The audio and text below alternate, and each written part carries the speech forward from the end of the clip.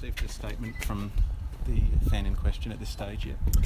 Not a statement, but the club officials have made contact with her, and we're just working through on catching up with her. And what has been the upshot of all of that? I just wanted to be given an opportunity to hear her side of the story. I think we've only sort of seen the evidence, I guess, from a video point of view, but we want to get her into the club and just have a chat with her and just get her side of the story and see if we can work through this. So should we be meeting with the club here today, or what's the plan? No, there hasn't been a set, but we think in the next 24 hours we'll probably make some sort of contact face-to-face, which should be good.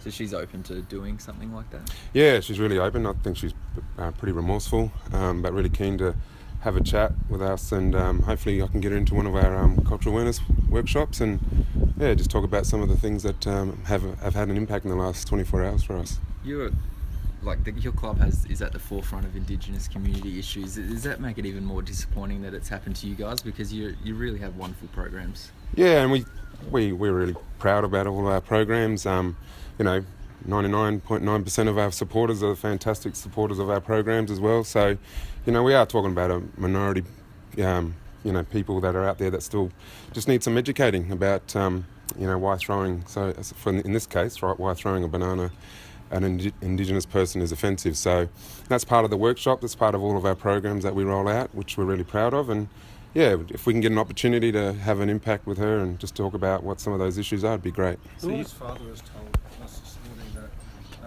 it wasn't racist, that she's being demonised, and that the provocative actions of some players towards sections of the opposing crowd have to stop, because a lot of this is done out of frustration, and that actions, for example, of Eddie Betts was a provocative action to incite the crowd on Saturday night. Do you have a view on that? Yeah, I mean, without talking to her, I'm not quite sure what her intentions were. What I'm saying is the actual throwing of a banana to an Indigenous person is a racist act, I guess. So we're just saying that whilst you might not have had that intention, we're just saying that that's inappropriate to be able to do that. Do you think the players, though, should not be provoking or inciting the crowd? It's a tough one because it's all about emotion, I guess. When you talk to the players, they get right into it, and I guess it was a really critical goal. It sort of sealed the victory for them. So I guess he was pretty pumped, and he had a really, really good game as well. So I guess he was just feeling the emotion of what a showdown brings to the football. Paul, how do your Indigenous players feel about the incident? Yeah, it's really a good question, because we've all caught up and we've spoken.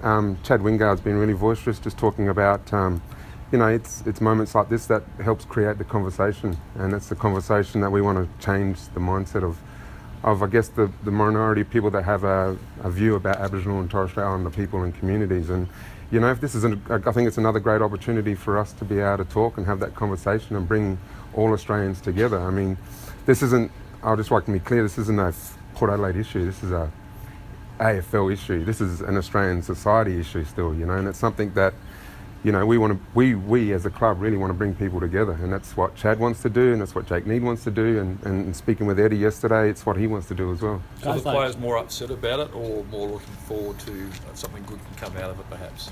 Yeah, both. I guess there's a level of frustration that still exists. I guess the whole Adam Goods thing wasn't handled as well as what we probably thought.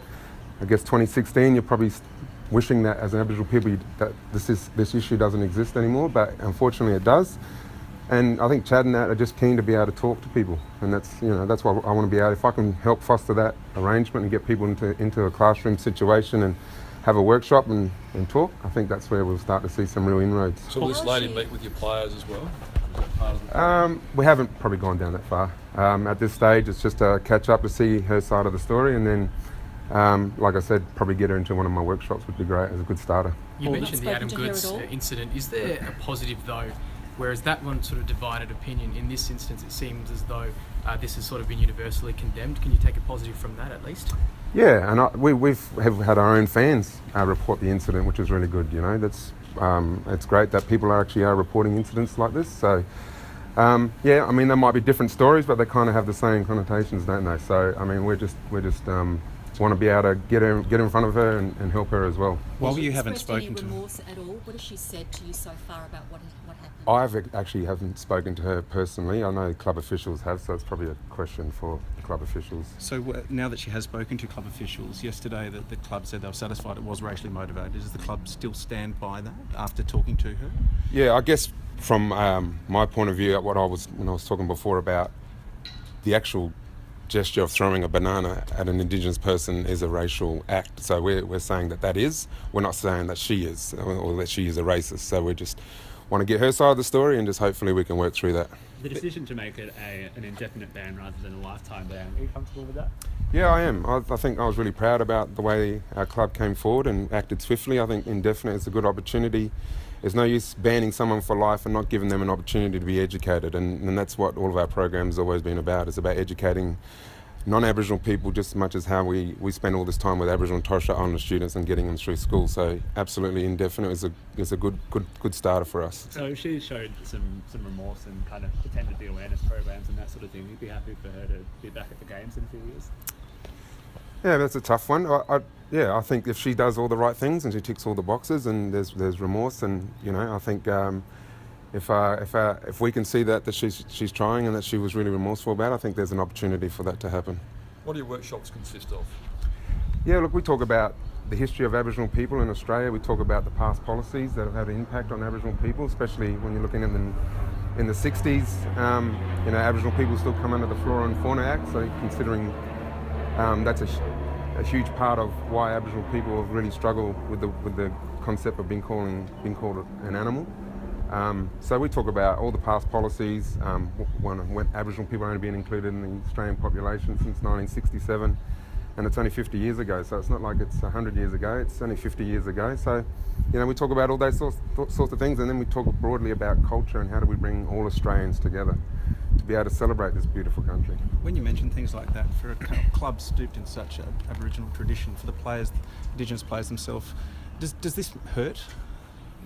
Yeah, it always hurts. It always hurts, these sorts of things. But I think you find as Aboriginal and Torres Strait Islander people, we're pretty resilient, and we're always there to try and teach people about our culture. And I think you see it more and more these days that Aboriginal people are willing to open up and talk and take people to their communities, and we're really big on that as a club, taking non-Aboriginal people out into the work that we do, and we can see the change in mindset when they do one of our courses or when they come out to any remote communities. That's having a real impact. We've come so far. Are you shocked that anybody would think it was appropriate to throw a banana in that manner? Yeah, I mean, it's throwing an object full stop, I think, whether it was banana, apple, whatever, but yeah, absolutely pretty hurt. I think as a club, we have the most Aboriginal people on the list. We've got some fantastic programs that are league leading, and I guess we probably thought that maybe our fans would know better, but that's okay. We still know that there's a ways to go still around educating, and we're willing to be able to do that. Last couple. Will you be meeting with Dawn when she comes in tomorrow morning? Is that the plan? I'm not sure if I'll be part of the initial conversation, but certainly really keen to catch up with her in one of my workshops. And you think tomorrow morning is most likely?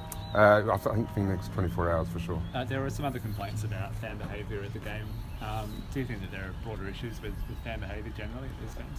Yeah, I think that's a conversation for the AFL to have. I think there is some issues, not just from what we've experienced in the last 24 hours, but yeah, there's some overall behavioural issues that probably need to be spoken about and addressed.